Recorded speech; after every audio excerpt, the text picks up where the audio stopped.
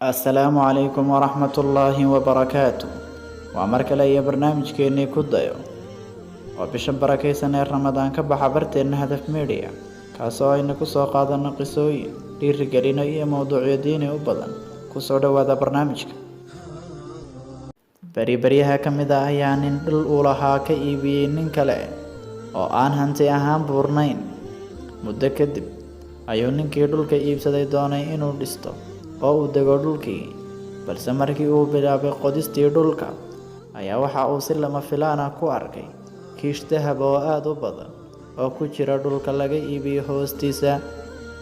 Daawade, haddii aad adiga ahaan lahayd maxaad samayn lahayd? Maxaadse ku qabsan lahayd dahabka? Sidaan filayo adiga iyo naftaadu wada tashatee, balse aynu hore ugu soconnaa qisada ninka. Ninkii danyarta ahaa ee helay dahabka waxa uu ahaa nin alle ka cabsigu ku wan yahay oo xalaal miirad ah.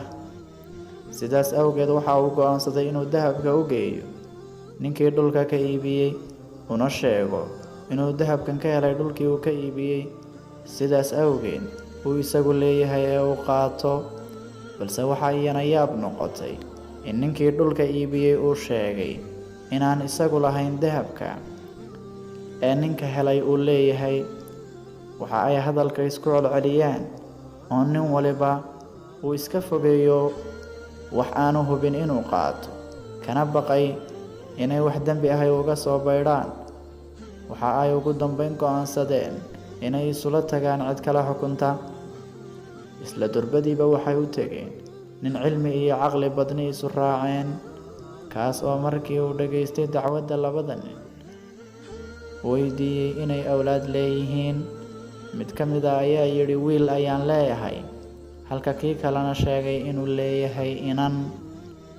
Kadib ninkii caqliga badnaa ayaa yidhi waxaad samaysaan labada dhalinyarada ah ee aad dhasheen isu guuriya, dahabkana iyaga hanti ahaan uga dhiga oo siiya.